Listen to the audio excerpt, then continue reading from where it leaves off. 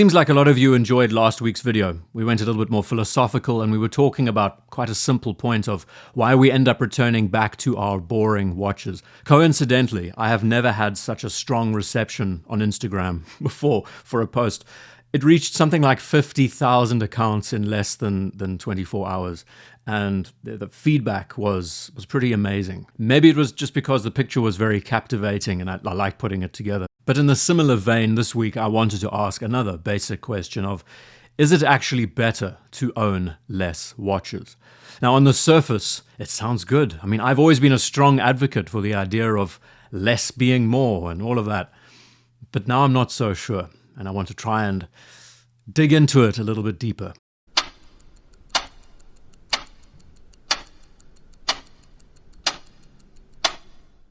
Every few years or so, I seem to go through a clean-out phase. Not just with watches, but with all things. Clothes, books, surplus that I just don't need. And I definitely hope that I'm not the only one here that does this. And it may be that we sell some of these things, or we give them away to charity, or we gift them to friends, but it's all very therapeutic.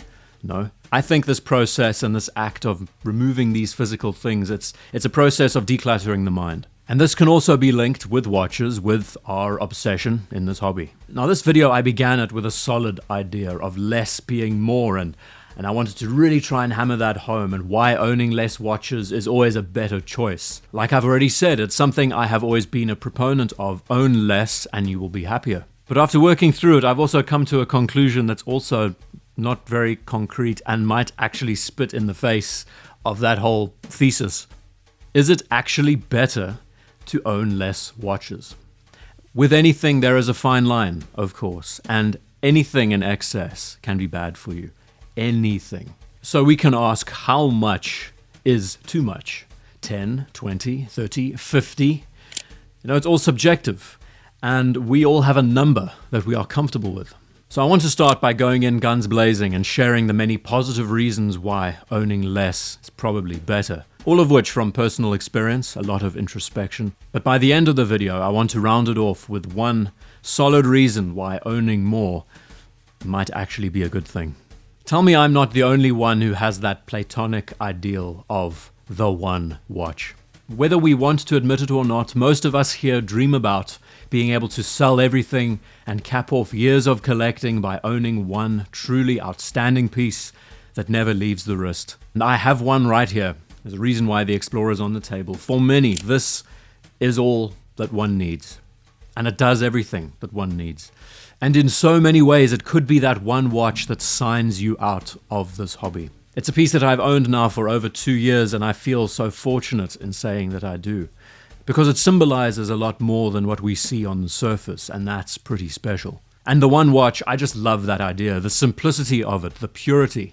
And it's something to strive towards. Years of knowledge, experience, of understanding ourselves and our preferred choices so deeply that finally the one watch suffices and meets the many criteria that we have always wanted. Now, what would be your one watch, I ask you? What would mine be? For Rolex, 1655 Explorer 2. I think it's just so cool and odd and out there. Omega 165.024 MOD Seamaster. It's a pretty easy choice. It's just nuts. For Tudor, Pelagos FXD. Still love that watch. Could very easily be a one watch for me. JLC, Jaeger LeCoultre. Tribute to Deep Sea Chronograph. That's a sleeper. That's a really nice one. Vacheron. Historique 1921. That's a goodie. Patek Philippe. 5370p black dial. I mean, that's hard to argue against. Maybe a 5196p. It's just gorgeous. Those Breguet numerals everywhere, the symmetry. It's such an elegant piece of design. Lange. Datograph Lumen. Why not? It's good to dream. Realistically, the JLC Tribute to Deep Sea Chronograph could be attainable, and it would cap off my collecting at least for a few years. But equally, ask yourself that question, how difficult it is to choose that one and to finalize on that choice. It takes a lot of commitment to the cause, and you really have to understand yourself and your preferences. And truth is, the watch will probably never satisfy every single criteria that you might need it for. You might need a bezel one day, or you might need a GMT complication one day, and it's a piece that lacks these sorts of aspects. But the thought of the one watch, that one piece that all of us aspire to own and we chase all the time, That leads us on to the many positive reasons about owning less. Reason number 1, knowing your type of watch. It's a life's work. Could easily be understood as a life's work because it takes a lot of introspection to understand what piece truly speaks to you. Whether you have always been a dive watch person, or if you've gravitated towards the simpler pieces over time, or if you've met quite a few of us in this watch hobby who have been a bad influence and triggered your obsession with another category altogether, like chronographs. Knowing your type of watch and owning a lot less of them allows you to distill your preferences down to a very finite number. And in there, you can spend a lot more time rationalizing just why it's a piece that works for you so well. And these pieces might go against the identity that you began with or the obsession and how it started. But owning less and knowing your type of watch, it's an inner challenge, and they're always good fun. Reason number 2, owning less allows you to spend a lot more quality time with each individual watch. This is a basic one on the surface, but we don't necessarily think about it until we have only a handful to choose from. I like to think of it that the less watches you own, the more quality time you spend with the individual pieces, the more concentrated the memories are going to be with each one. Spending more time with each one, creating more intimate moments, stronger memories. Reason number 3, diversity. Diversity in watch collecting doesn't have to be about owning more watches. It's about creating diversity with strap changes. And this is so fun. Different colors, different sizes, materials, and finishes. There is a near infinite amount of things you can do with a watch and a couple of straps. And in line with reason number 2, being able to spend more time with the watch, more intimate moments, strap changes and diversifying the watch and its look is a part of that process. Reason number 4, the ability of being able to appreciate what you have a lot more.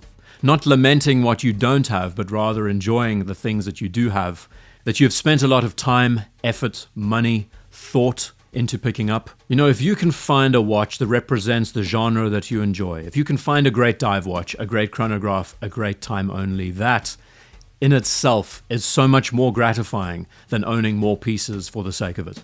And I think that's the main point I want to try and hammer home with reason number 4. Reason number 5 is an obvious one, but less thought about what watch you're going to wear.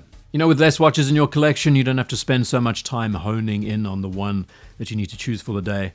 It's a far simpler process, and simplicity in that sense, it's a good thing. You'll probably end up swapping between 1, 2, or 3 during the day regardless. I mean, we all do that, right? But instead of having to swap between 10, 20, 30 pieces, it's a far easier job. Doesn't hurt your brain as much. And reason number 6, I think, is a good closing point for why owning less is a better choice, is that you're not spending a lot of time thinking about what you're going to chase next. You know, going through the many steps of this process, understanding reason number 1, truly making sense and knowing yourself well enough, getting to a point where you know exactly the kind of watch that appeals to you, the genre, the class of watch that you like. Moving to reason number 4, being able to fully appreciate the watches that you do have instead of lamenting the ones that you don't. You know, by the time you get to reason number 6, you're not spending a lot of thought, time, energy thinking about what to chase next. Instead of constantly hunting and looking, the rare occasion something might come across your path and you think, wow, this could be something that complements the small collection I have. Instead of, this is a similar watch to what I have, but I need to get it because it has a blue dial. So all said, I hope I have brought across quite a compelling argument for the many reasons why it's good to own less watches. But let's flip the script on this argument and ask the one question that disregards everything. End of the day, we are watch enthusiasts, right? Big, small, from one brand to the next, we enjoy them all. And with a hobby such as this, that has such a broad width and breadth of learning and knowledge, the enjoyment that we get living vicariously through other people, studying and understanding the watches that we enjoy so much, why should we forcibly deprive ourselves of something that we do enjoy? Returning back to that ideal of owning one watch, I think many of us here could do it. But that would also force us to leave the watch hobby, that we would sign out and never consume another piece of watch media again. Not for lack of impulse control, that we will go mad and go after the next one, but the interest is always going to be there. And going after one watch, or maybe 2 or 3, it is forced isolation. You are, in a sense, putting yourself in such a tight box with no real space to move around. Wouldn't it be better instead to own a set of, say, 5, 10 pieces that are all very different, very spaced out, that all communicate something different to you one way or another, that function differently. Chronograph, GMT, dive watch, dress watch. I believe it does allow you to live quite a simple life with the few watches that you have, but it doesn't fully deprive you of the enjoyment of, the added complexities of what makes this hobby so good. To have a selection of pieces that you enjoy that don't break the bank, that you don't actively worry about wearing and enjoying. That, in fact, is the ideal.